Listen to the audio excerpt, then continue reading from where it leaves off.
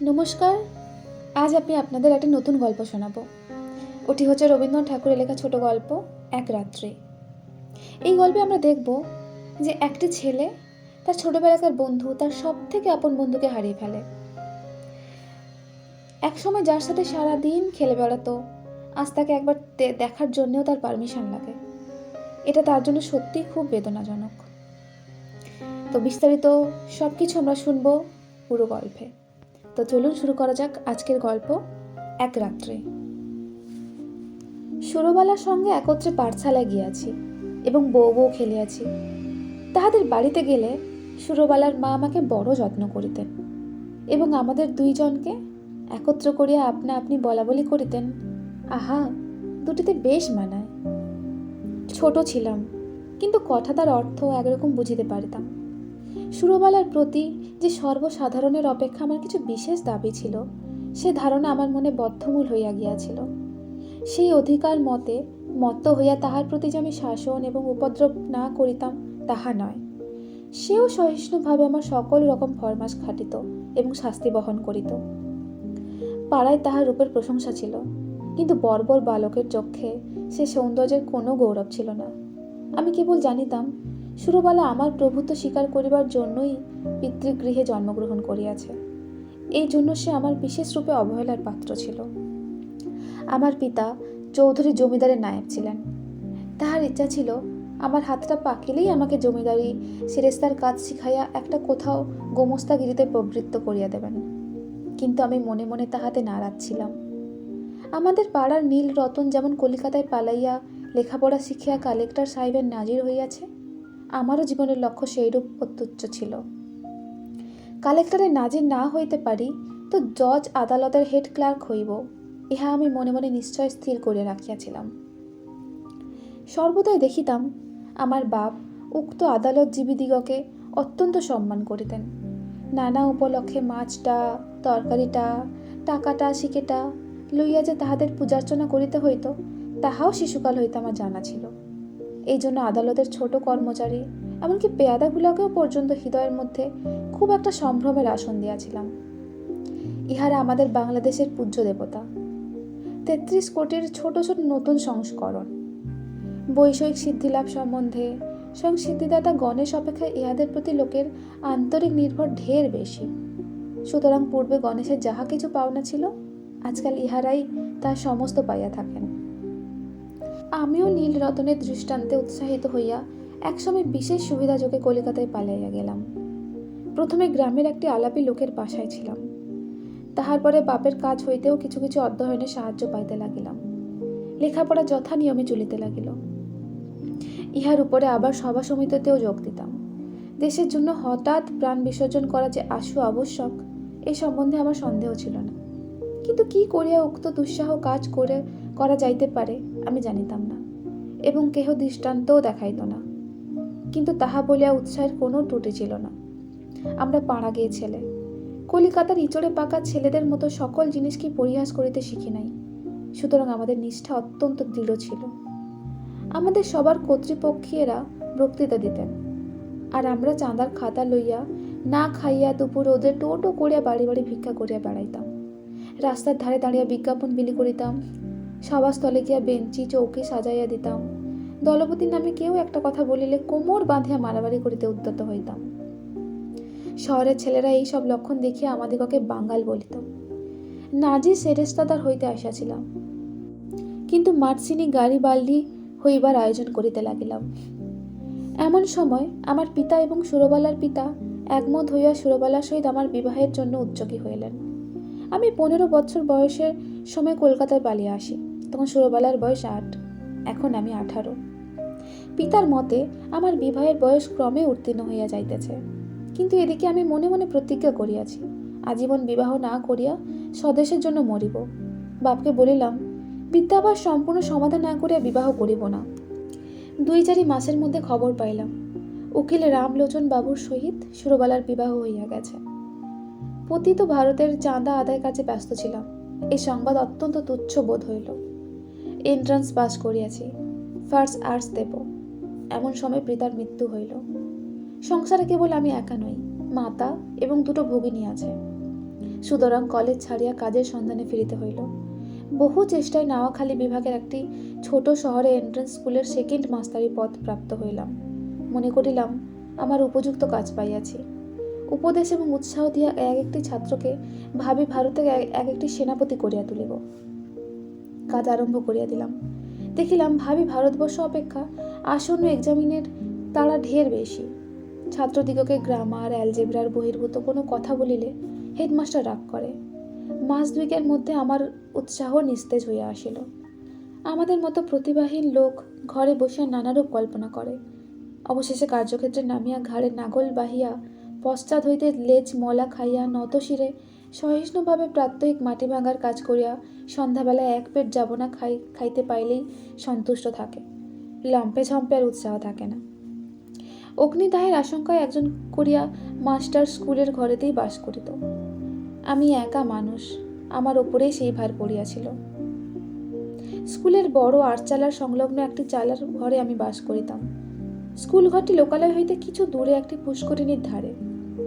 চারিদিকে সুপারি, নারকেল এবং মাদারের গাছ, এবং স্কুল গৃহের প্রায় গায়েই দুটো প্রকাণ্ড নিম গাছ গায়ে গায়ে সংলগ্ন হইয়া ছায়াদান করিতেছে। একটা কথা এতদিন উল্লেখ করি নাই, এবং এতদিন উল্লেখযোগ্য বলিয়া মনে হয় নাই। এখানকার সরকারি উকিল রামলোচন রায়ের বাসা আমাদের স্কুল ঘরের অনতি দূরে, এবং তার সঙ্গে তার স্ত্রী আমার বাল্য সখী সুরবালা। তা আমার জানা ছিল না। রামলোচন বাবুর সঙ্গে আমার আলাপ হইল। সুরবালার সহিত বাল্যকালে আমার জানাশোনা ছিল, তাহা রামলোচন বাবু জানিতেন কিনা জানি না। আমিও নতুন পরিচয় সে সম্বন্ধে কোনো কথা বলে সঙ্গত বোধ করিলাম না, এবং সুরবালা যে কোনো কালে আমার জীবনের সঙ্গে কোনোরূপ জড়িত ছিল সে কথা আমার ভালো করিয়া মনে উদয় হইল না। একদিন ছুটির দিনে রামলোচন বাবুর বাসায় তার সহিত সাক্ষাৎ করিতে গিয়াছি। মনে নাই কি বিষয় আলোচনা হইতেছিল, বোধ করি বর্তমান ভারতবর্ষের দুরবস্থা সম্বন্ধে। তিনি যে সেজন্য বিশেষ চিন্তিত ম্রিয়মাণ ছিলেন তাহা নহে, কিন্তু বিষয়টা এমন যে তামাক টানিতে টানিতে এই সম্বন্ধে ঘণ্টা খানেক দেড়েক অনর্গল শখের দুঃখ করা যাইতে পারে। এমন সময় পাশের ঘরে অত্যন্ত মৃদু একটি চুড়ির টুংটাং কাপড়ে একটুখানি খসখস এবং পায়ের একটুখানি শব্দ শুনতে পাইলাম। বেশ বুঝিতে পারিলাম জানালার ফাঁক দিয়ে কোনো কৌতূহলপূর্ণ নেত্র আমাকে নিরীক্ষণ করিতেছে। তৎক্ষণাৎ দুখানি চোখ আমার মনে পড়িয়া গেল।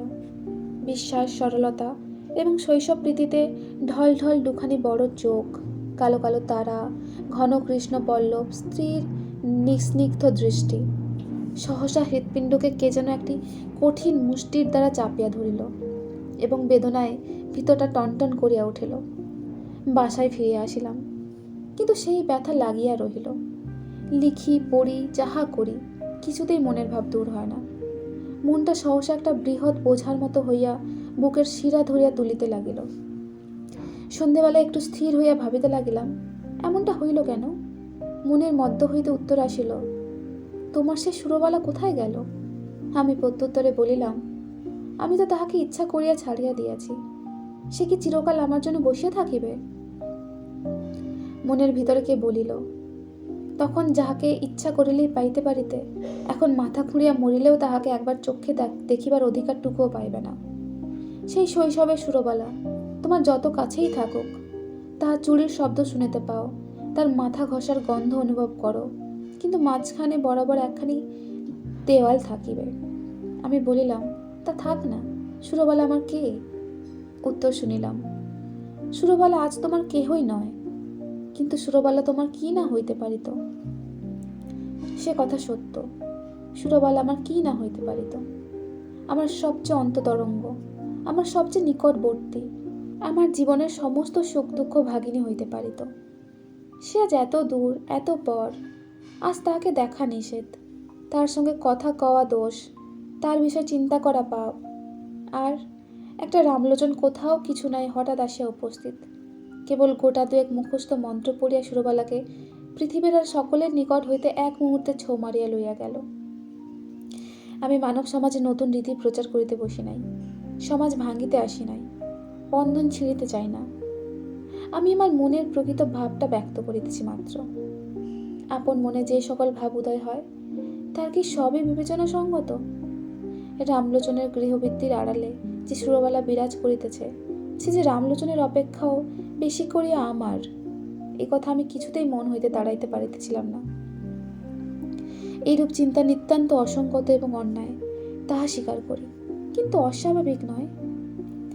এখন হইতে আর কোনো কাজে মনোসংযোগ করিতে পারি না। দুপুরবেলায় ক্লাসে যখন ছাত্রেরা গুনগুন করিতে থাকিত, বাইরের সমস্ত ঝাঁ ঝাঁ করিত, ঈষৎ উত্তপ্ত বাতাসে নিম গাছের পুষ্প মঞ্জুরির সুগন্ধ বহন করিয়া আনিত, তখন ইচ্ছা করিত, কি ইচ্ছা করিত জানি না, এই পর্যন্ত বলিতে পারি, ভারতবর্ষের এই সমস্ত ভাবি আশাস্পদ দিকের ব্যাকরণের ভ্রম সংশোধন করিয়া জীবনযাপন করিতে ইচ্ছা করিত না। স্কুলের ছুটি হইয়া গেলে আমার বৃহৎ ঘরে একলা থাকিতে মন টেকিত না, অথচ কোনো ভদ্রলোক দেখা করিতে আসিলে অসহ্য বোধ হইত। সন্ধ্যাবেলায় পুষ্করিণীর ধারে সুপারি নারকেলের অর্থহীন মর্মর ধ্বনি শুনিতে শুনিতে ভাবিতাম, মনুষ্য সমাজ একটা জটিল ভ্রমের জাল। ঠিক সময় ঠিক কাজ করিতে কাহারও মনে পড়ে না, তাহার পরে বেঠিক সময় বেঠিক বাসনা লইয়া অস্থির হইয়া মরে। তোমার মতো লোক সুরবালার স্বামীটি হইয়া বুড়া বয়স পর্যন্ত বেশ সুখে থাকিতে পারিত, কিন্তু তুমি কিনা হইতে গেলে গাড়ি বাড়ি, এবং হইলে শেষে একটি পাড়াগে স্কুলের সেকেন্ড মাস্টার, আর রামলোচন রায় উকিল। তার বিশেষ করিয়া সুরবালার স্বামী হইবার কোনো জরুরি আবশ্যক ছিল না। বিবাহের পূর্ব মুহূর্ত পর্যন্ত তাহার পক্ষে সুরবালাও যেমন ভবশঙ্করেও তেমন। সেই কিনা কিছুমাত্র না ভাবিয়া চিন্তা বিবাহ করিয়া সরকারি উকিল হইয়া দিব্য 5 টাকা রোজগার করিতেছে। যেদিন দুধে ধোঁয়ার গন্ধ হয় সেদিন সুরবালাকে তিরস্কার করে, যেদিন মন প্রসন্ন থাকে সেদিন সুরবালার জন্য গহনা গড়াইতে দেয়। বেশ মোটাসোটা চাপকান পরা, কোনো অসন্তোষ নাই। পুষ্করিণীর ধারে বসিয়া আকাশের দিকে চাইয়া কোনোদিন হা হুতাশ করিয়া সন্ধ্যা যাপন করে না। রামলোচন একটা বড় মকদ্দমায় কিছুকালের জন্য অন্যত্র গিয়াছে। আমার স্কুল ঘরে আমি যেমন একলা ছিলাম, সেদিন সুরবালার ঘরেও সুরবালা বোধ করি সেই রূপে একা ছিল। মনে আছে সেদিন সোমবার, সকাল হইতেই আকাশ মেঘাচ্ছন্ন হইয়া আছে। বেলা 10টা হইতে টিপ টিপ করিয়া বৃষ্টি পড়িতে আরম্ভ করিল। আকাশের ভাবগতিক দেখিয়া হেডমাস্টার সকাল সকাল স্কুলের ছুটি দিলেন। খণ্ড খণ্ড কালো মেঘ যেন একটা কি মহা আয়োজনে সমস্ত দিন আকাশময় আনাগোনা করিয়া বেড়াইতে লাগিল। তাহার পরদিন বিকেলের দিকে মুষলধারে বৃষ্টি এবং সঙ্গে সঙ্গে ঝড় আরম্ভ হইল। যত রাত্রি হইতে লাগিল, বৃষ্টি এবং ঝড়ের বেগ বাড়িতে চলিল। প্রথমে পূর্ব দিক হইতে বাতাস বহিতেছিল, ক্রমে উত্তর এবং উত্তর পূর্ব দিক দিয়া বহিতে লাগিল। এই রাত্রে ঘুমাইবার চেষ্টা করা বৃথা। মনে পড়িল, এই দুর্যোগে সুরবালা ঘরে একলা আছে। আমাদের স্কুল ঘর তাহাদের ঘরের অপেক্ষা অনেক মজবুত। কতবার মনে করিলাম তাকে স্কুল ঘরে ডাকিয়া আনিয়া আমি পুষ্করিণীর পাড়ের ওপর রাত্রি যাপন করিব, কিন্তু কিছুতেই মন স্থির করিয়া উঠিতে পারিলাম না। রাত্রি যখন 1টা-1:30 হইবে, হঠাৎ বানের ডাক শোনা গেল। সমুদ্র ছুটিয়া আসিতেছে। ঘর ছাড়িয়া বাহির হইলাম, সুরবালার বাড়ির দিকে চলিলাম। পথে আমাদের পুষ্করিণীর পাড়, সে পর্যন্ত যাইতে না যাইতে আমার হাঁটু জল হইল। পাড়ের উপর যখন উঠায় দাঁড়াইলাম, তখন দ্বিতীয় আর একটি তরঙ্গ আসা উপস্থিত হইল। আমাদের পুকুরের পাড়ের একটা অংশ প্রায় 10-11 হাত উচ্চ হইবে। পাড়ের উপরে আমি যখন উঠিলাম, বিপরীত দিক হইতে আরও একটি লোকও উঠিল। লোকটি কে তা আমার সমস্ত অন্তরাত্মা আমার মাথা হইতে পা পর্যন্ত বুঝিতে পারিল, এবং সেও যে আমাকে জানিতে পারিল তাহাতে আমার সন্দেহ নাই। আর সমস্ত জলমগ্ন হইয়া গেছে। কেবল হাত 5-6 দ্বীপের ওপর আমরা দুটি প্রাণী আশায় দাঁড়াইলাম। তখন প্রলয়কাল, তখন আকাশে তারার আলো ছিল না, পৃথিবীর সমস্ত প্রদীপ নিভিয়া গেছে। তখন একটা কথা বলিলেও ক্ষতি ছিল না, কিন্তু একটা কথাও বলা গেল না। কেহ কাহাকেও একটা কুশল প্রশ্ন করিল না। কেবল দুইজনে অন্ধকারের দিকে চাহিয়া থাকিলাম। পদতলে গাঢ় কৃষ্ণবর্ণ উন্মত্ত মৃত্যু স্রোতে গর্জন করিয়া ছুটিয়া চলিল। আজ সমস্ত বিশ্ব সংসার ছাড়িয়া সুরবালা আমার কাছে আসিয়া দাঁড়িয়েছে। আজ আমি ছাড়া সুরবালার আর কেহ নাই। কবেকার সেই শৈশবের সুরবালা এই সূর্য চন্দ্রালোকিত লোক পরিপূর্ণ পৃথিবীর ওপরে আমারই পার্শ্বে আসিয়া সংলগ্ন হইয়াছিল। আর আজ কতদিন পরে সে আলোকময় লোকময় পৃথিবী ছাড়িয়া এই ভয়ঙ্কর জনশূন্য প্রলয়ান্ধকারের মধ্যে সুরবালা একাকিনী আমার পার্শ্বে আসিয়া উপনীত হইয়াছে। জন্মস্রোতে সে নবকলিকাকে আমার কাছে আনিয়া ফেলিয়াছিল। মৃত্যুর স্রোতে সে বিকশিত পুষ্পটিকে আমারই কাছে আনিয়া ফেলিয়াছে। এখন কেবল আর একটি ঢেউ আসিলে এই পৃথিবীর এই প্রান্তটুকু হইতে, বিচ্ছেদের এই বৃন্তটুকু হইতে খুশি আমরা দুজনে এক হইয়া যাই। সে ঢেউ না আসুক, স্বামী পুত্র গৃহ ধনজন লইয়া সুরবালা চিরদিন সুখে থাকুক। আমি এই এক রাত্রে মহাপ্রলয়ের তীরে দাঁড়িয়া অনন্ত আনন্দের স্বাদ পাইয়াছি। রাত্রি প্রায় শেষ হইয়া আসিল, ঝড় থামিয়া গেল, জল নামিয়া গেল। সুরবালা কোনো কথা না বলিয়া বাড়ি চলিয়া গেল। আমিও কোনো কথা না বলে আমার ঘরে গেলাম। ভাবিলাম, আমি নাজিরও হই নাই, সেরেস্তাদারও হই নাই, গাড়িবাল্ডিও হই নাই। আমি এক ভাঙা স্কুলের সেকেন্ড মাস্টার। আমার সমস্ত ইহজীবনের কেবল ক্ষণকালের জন্য একটি অন্তরাত্রির উদয় হইয়াছিল। আমার পরমায়ুর সমস্ত দিনরাত্রির মধ্যে সেই একটি মাত্র রাত্রি আমার তুচ্ছ জীবনের একমাত্র চরম সার্থকতা। তো গল্প এখানেই শেষ হলো। এই গল্প পড়ে আমরা কি বুঝলাম? আমি যতটুকু বুঝতে পারলাম ওটাই আমি শেয়ার করছি। যে কবি বোঝাতে চেয়েছেন যে সময়ের কাজ যেটা আমাদের প্রায়োরিটি হওয়া উচিত সেটা বোঝা, এবং সেটাকে সব থেকে বেশি গুরুত্ব দিয়ে সেটাকে কমপ্লিট করা। এই গল্পে আমাদের গল্পের কথক সেটা না বুঝে তার সব থেকে ভালো বন্ধু হারিয়ে ফেলেছিলেন, এবং তিনি লাস্টে বলেছিলেন যে সঠিক সময় সঠিক কাজ তার মনে ছিল না, তাই বেঠিক সময় বেঠিক বাসনা নিয়ে সে অস্থির হয়ে মরছে।